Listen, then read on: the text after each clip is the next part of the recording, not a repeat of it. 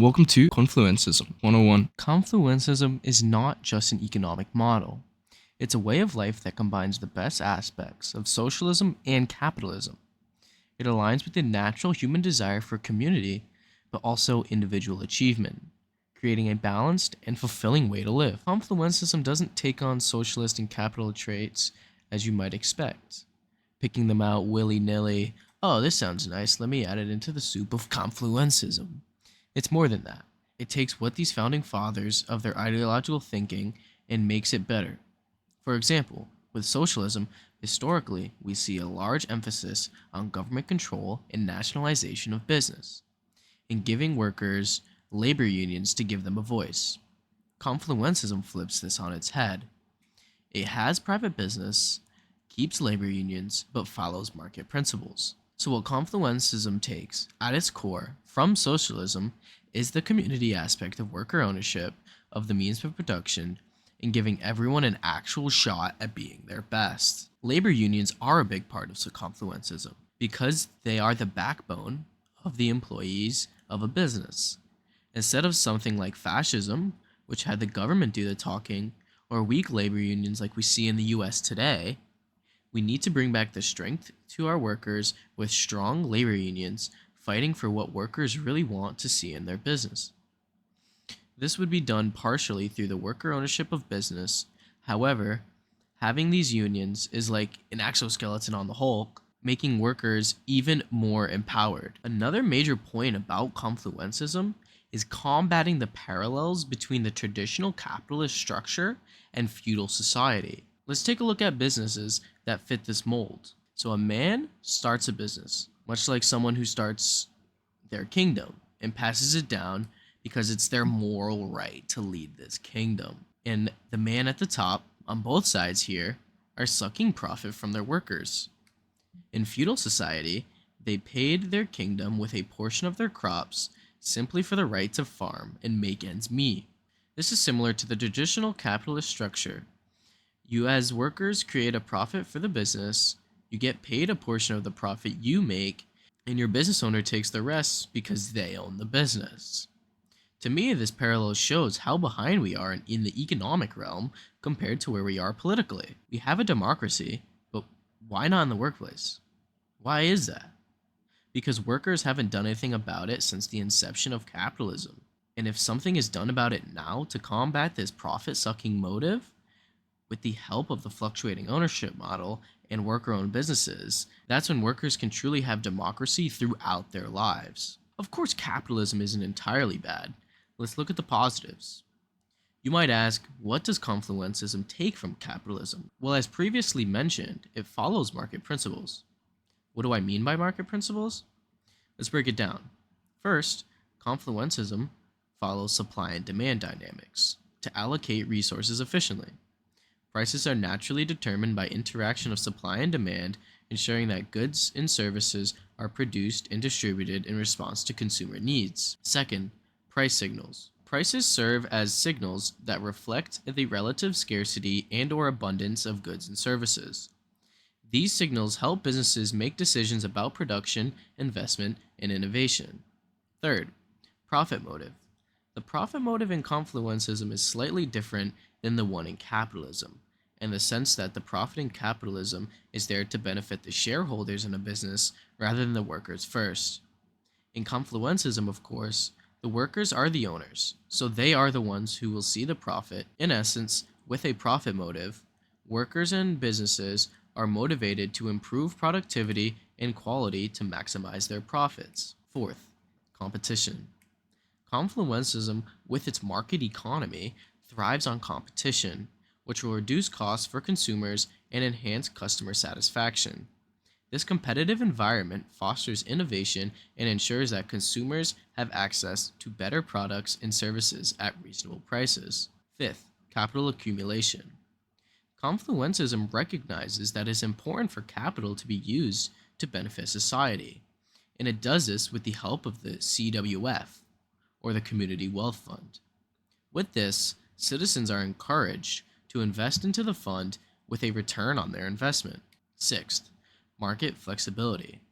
Markets in Confluencism are flexible and responsive to changes in consumer preferences and technological advancements. This adaptability helps businesses and the economy as a whole in the face of economic fluctuations. There are more, of course. If you would like to see a video on how similar Confluencism is to capitalism or how similar it is to socialism in a lot of depth, please let me know. I, of course, could do this in one video or two different ones. Now, back to the main topic of why Confluencism is the natural way people would want to realistically live in a society. Confluencism understands the importance of competition. It embodies this with the fluctuating ownership model, which I have previously talked about in other videos. However, I have tweaked the idea slightly and fleshed it out more as time goes on. Within the model, everyone at the beginning of a certain amount of time, this can be determined by the business, people are given the same amount of ownership. There is a buy-in for your piece of the pie, which would be fixed at a certain amount. Look at companies like Graybar, which has a fixed price on buy-ins for their workers. This fixed amount would give a pool of money that would be circulated to prove the ownership for the periods. If one worker makes a larger impact on the business, he is allowed to buy more shares in the company and get more of the profits because he's worth that percentage. And if a worker is not working hard enough, he or she is partially bought out. However, if everyone is working hard and the business's system is balanced, workers will all be on an even playing field to gain ownership, no matter their position, so no one would gain more than they should. At the end of a period, people will sell their shares back to others to even out the ownership. This cycle starts over again. Because share prices are fixed, no one loses out on money over the system. If you lose a share, you sell it at $20. If you gain a share, you buy it. And at the end of the period, people's shares are balanced out. This system inherently gives you the entitlement to profits in which you are actually worth. The following example is one that I've used previously to demonstrate this. There are two workers, one named Alice and another named Bob. Alice contributes $1,200 to the business while completing 2 jobs, while Bob contributed $1,000 but did 3 jobs. Sure, Bob did more jobs, but his output did not contribute to the business as much as Alice did, meaning that the jobs she did were worth more, giving her more entitlement to the ownership. But this doesn't mean Bob has less say in how the business is run, because it is still worker owned. Workers will still come together to either tweak the model or whatever needs to be changed within the business to make it work at its best. Rather than it being run from the top down, it is instead run from the bottom up, with the workers electing their higher-ups rather than the other way around. This fluctuating ownership model, in the end, drives competition but still has the community aspect within it, because of worker ownership of the means of production. Back to the CWF mentioned before, within the similarities Confluencism with capitalism. The CWF would invest into projects that would have a return on investment for people who are investing into it. For example, businesses who need a loan to expand or hire more workers, or a nuclear reactor, where a portion of the profits would be used to pay back that loan and its fixed interest. Things of that nature. Confluencism, with its big emphasis on community, sees the need for bringing people together. Naturally, of course.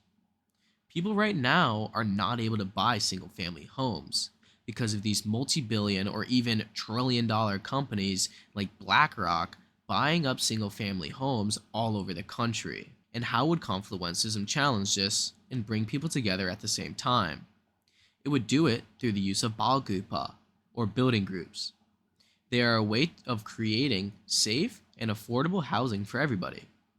When people live in a balgupa, they share the space with the people they live there with, leaving people to care about the spaces that they share, like a green space or a little park for their kids, and the public amenities they may or may not share. This inherently would reduce crime rates in these neighborhoods and would reduce the costs of housing. The crime rate would fall because people care about their communities and will do what they can to protect it. Confluencism believes that social safety nets are an absolute essential to creating a balanced economy, giving people like a transitional based income, which allows workers to leave their jobs and look for another. However, if a worker is not actively showing that they're applying to jobs that they qualify for, they are not to receive the transitional based income, as local governments will call or talk to businesses that they have applied to see if they conducted themselves in a way that would seem as though they were or weren't intentionally making it seem like they were or weren't a good fit. For example, right? Being rude, crass, things of that nature isn't good interview etiquette. Of course, that may be subjective to people.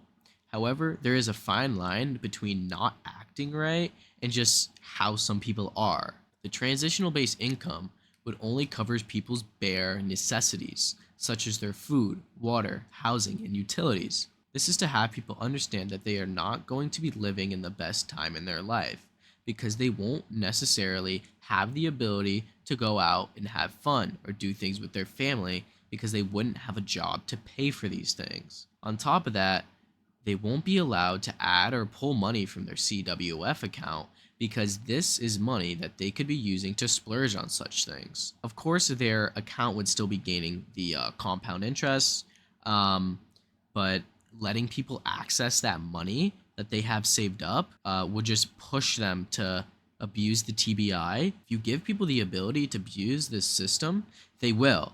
And that's what I intend to limit as much as possible. We want people working. We want a large labor force, and not a bunch of people abusing a system and leeching from others. Confluencism understands that hard work is what should get people ahead in life rather than abusing a market to your advantage. That's why investing in Confluencism is limited through the Community Wealth Fund. There could be some sort of stock market for businesses who want to get into that. Of course, not every business is in a stock market. Limiting it in a way where it's not based on speculative investing is the best way to go about it. That's why I would like to um, limit it to the CWF because it's not speculative. It's based on loans. It's basically like a large bank with a super high interest bank account. So investing in the CWF isn't like partially owning a business like the stock market and entitling yourself to parts of their income. It's like a way of working out a loan with the business with a fixed return, normally something like a 7 to 12% interest. Because of this fixed return, it stabilizes investing and reduces the risk of it. When comparing it to speculative investing, which we currently follow, I mean, look at the capitalist structure right now when it comes to investing. We have people pump and dumping businesses and seeing mass amounts of gains, like GameStop, for example, or into cryptocurrency with these celebrities. In investing, some people win and some people lose. However, Confluencism takes another approach.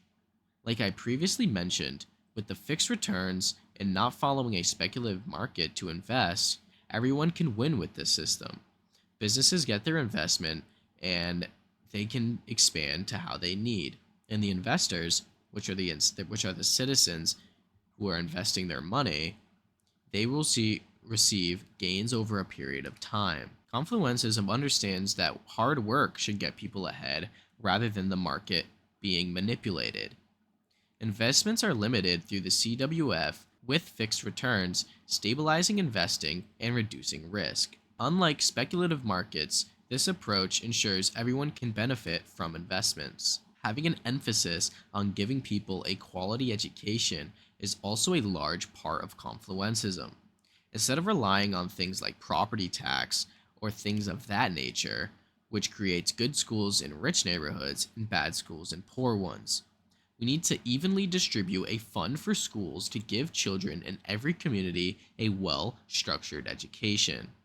I mean, you can go on Zillow right now and look at a community full of $1 million homes and see that they have great school ratings.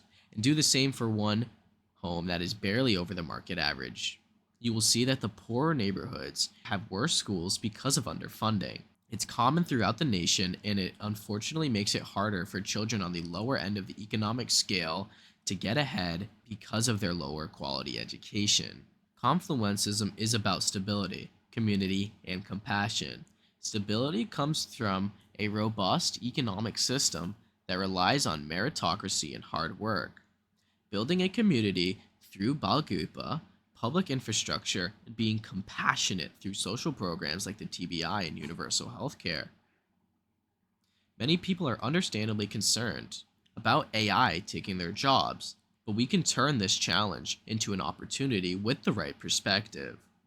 In Confluencism, a portion of profits from AI and automation redistributed to fund social safety nets like transitional based income and a universal healthcare and or reskilling initiatives to get those workers back into the labor force.